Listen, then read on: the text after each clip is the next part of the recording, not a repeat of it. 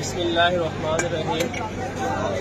বাংলাদেশ এবং ভারত থেকে যৌথভাবে আগত পবিত্র মদিনাতুল মুনাওয়ারা এবং পবিত্র মক্কাতুল মুকাররমা জিয়ারতের উদ্দেশ্যে আগত এই আরবের ভূমিতে যে কাফেলাটি এসেছে, সেই কাফেলাটি গতকাল রাত্রে পবিত্র মদিনাতুল মুনাওয়ারা হতে পবিত্র মক্কাতুল মুকাররমা এসে পৌঁছেছে।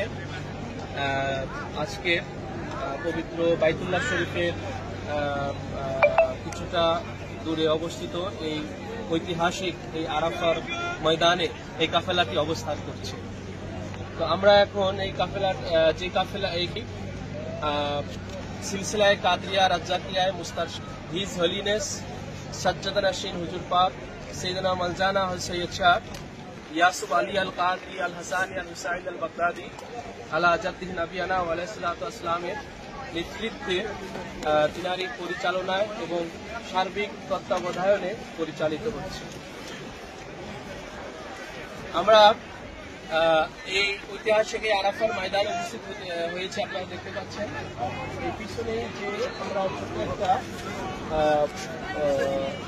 শিলা পাথর বিশিষ্ট যে ছোট্ট পাহাড়টা আমরা দেখতে পাচ্ছি, এই পাহাড়টার নাম হচ্ছে জাবালে রহমতের পাহাড়।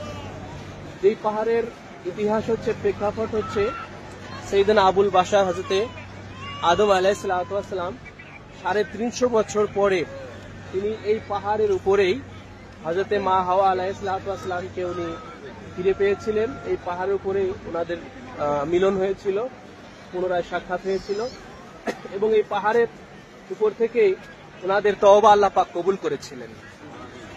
আর যেই তওবা কবুলের যে ওসিলা ছিল সেটা কুরআন পাকের মধ্যে আল্লাহ পাক উল্লেখ করেছেন, ফাতালাকা আদামু মির রাব্বিহি বিকালিমাতিন ফাতাবা আলাইহি।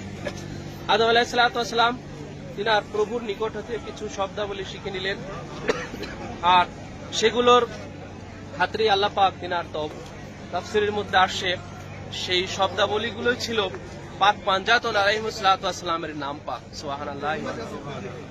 অর্থাৎ হযরত মুহাম্মদুর রাসূলুল্লাহ সাল্লাল্লাহু আলাইহি ওয়া সাল্লাম, মাওলা আলী আলাইহিস সালাম, খাতুনে আতহার পাক হযরত ফাতেমাতুজ জাহরা আলাইহিস সালাম, ইমাম হাসান এবং ইমাম হুসাইন আলাইহিস সালাম, ইনাদের নাম পাকের বরকতেই সৈয়দনা হযরত আবুল বাশার আদম আলাইহিস সালামের তওবাকে কবুল করা হয়েছিল এই সেই জাবালে রহমত। তো এর পাশেই আমরা ঘুরে দেখলাম বিশাল আরাফার ময়দান। যে আরাফার ময়দানে দশম হিজরিতে রাসূল পাক সাল্লাল্লাহু আলাইহি ওয়াসাল্লাম যখন তিনার পবিত্র হজ পালন করতে এসেছিলেন, সেই ঐতিহাসিক যে হজের যে ভাষণ, বিদায় হজের যে ভাষণ প্রদান করেছিলেন এই সেই আরাফার ময়দানে 1,24,000 সাহাবায়ে কেরামের সামনে রাসূল পাক সাল্লাল্লাহু আলাইহি ওয়াসাল্লাম এই ওনার এই পবিত্র ভাষণ খানাটি প্রদান করেছিলেন। যেই ভাষণের মধ্যে রাসূলুল্লাহ সাল্লাল্লাহু আলাইহি ওয়াসাল্লাম তাম মানব জাতির জন্য একটা মহা গাইডলাইন পেশ করেছিলেন। এই বলে যে হযরতে জাবির ইবনে আব্দুল্লাহ রাদিয়াল্লাহু তাআলা আনহু যেটা বর্ণনা করলেন যে আমি রাসূলুল্লাহকে বলতে শুনলাম, তিনি তেনার হজ্জে তিনি এইভাবেই খুতবা দিচ্ছিলেন, ইয়া আইয়ুহান নাস ইন্নী তারাকতু ফীকুম মা ইন আখাযতুম বিহি লান তাদিল্লু কিতাবাল্লাহি ওয়া ইতরাতি আহলে বাইতি। হে মানব জাতি, আমি তোমাদের মধ্যে দুটো জিনিস ছেড়ে যাচ্ছি, যদি তোমরা এই দুটোকে আঁকড়ে ধরে থাকো তোমরা কখনোই গোমরাহ হবে না। তার একটি হলো কিতাবুল্লাহ কিতাব, আরেকটি হলো আমার আহলে বায়ত, আমার পবিত্র বংশধরগণ। এই দুটোকে রাসূলুল্লাহ সাল্লাল্লাহু আলাইহি ওয়াসাল্লাম রেখেশনের মাধ্যমে এই সেই আরাফার ময়দান।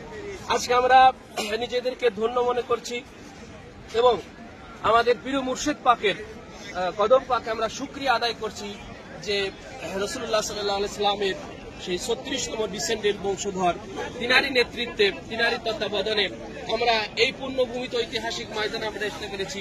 এই ময়দানে দাঁড়িয়ে রাসূলুল্লাহ সাল্লাল্লাহু আলাইহি ওয়াসাল্লাম যে হাদিস শরীফ খানা বলেছিলেন কোরআন আর আহলে বায়াতে, সেই হাদিস শরীফটা আমরা বলতেছি এবং শুনতেছি। এজন্য আল্লাহ পাকের দরবারে আমরা শুকরিয়া আদায় করি, আলহামদুলিল্লাহ। এবং আমরা হাদিস শরীফের মধ্যে শুনেছি যে এই আরাফার ময়দানে থেকে হাজী সাহেবরা নিষ্পাপ হয়ে ফেরেন, হাজী সাহেবরা পাপ মুক্ত হয়ে ফেরেন। তো হাজী সাহেবরা যদি পাপ মুক্ত হয়ে ফেরেন এই আরাফার ময়দানে, সেই পাপ মুক্ত হওয়ার আসল কারণ হচ্ছে যারা পাক পাঞ্জাতনের ওসিলা নিয়ে থাকেন। যেহেতু এই আরাফার ময়দান থেকে, এই জাওয়ালের রহমত থেকে আদম আলাইহিস সালাতু ওয়াস সালামের তওবা কবুল হয়েছিল পাক পাঞ্জাতনের নাম পাকের ওসিলা। অতএব কোন হাজির হজই কবুল হবে না, কোন হাজির পাপ মুক্ত হবে না যতক্ষণ না তারা এই আরাফার ময়দানে আদম আলাইহিস সালাতু ওয়াস সালাম থেকে শিক্ষা নিয়ে পাক পাঞ্জাতনের নাম পাকের ওসিলা না নিবে।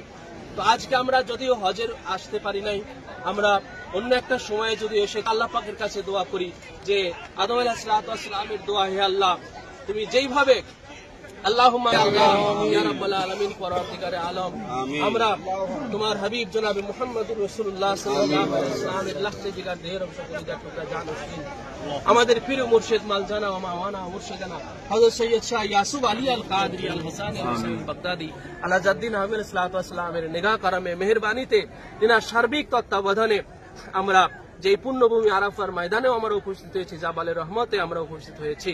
আল্লাহ তুমি যেইভাবে আমাদের আদি পিতা ও আদি মাতা হযরত আদম আলাইহিস সালাতু ওয়াস সালাম এবং হযরত মা হাওয়া আলাইহিস সালাতু ওয়াস সালাম উনাদের তওবা ইয়া আল্লাহ যেভাবে পাক পাঞ্জাতন আলাইহিস সালাতু ওয়াস সালামের নাম পাকের ওসিলায় তিনাদের খাতিরে কবুল করেছিলেন, মাওলা আমরা সেই আদম সন্তানের আজ এই আরাফার ময়দানে সেই আদম আলাইহিস সালাম থেকে শিক্ষা নিয়ে আমরাও ইয়া রাব্বাল আলামিন আমরাও পাক পাঞ্জাতন আলাইহিস সালাতু ওয়াস সালামের ওসিলা নিচ্ছি। পাক পাঞ্জাতন আলাইহিস সালাতু ওয়াস সালামের বংশধর শাহেনশাহ বাগদাদ গৌসে পাকের গদিনশীন হযরত সৈয়দ শাহ ইয়াসুফ আলী আল কাদরি আল হাসানি আল হুসাইন আল বাগদাদির ওসিলা নিচ্ছি। হে আল্লাহ তুমি আমাদেরও আমাদের জিন্দেগীর तमाम গুনাহ খাতাগুলো মাফ করো, আমাদের পরলোক গমনকারী সমস্ত পূর্বপুরুষ আমাদের পীর ভাই পীর বোন প্রত্যেকের জিন্দেগীর গুনাহ খাতাগুলো মাফ করো ইয়া রাব্বাল আলামিন। মাওলা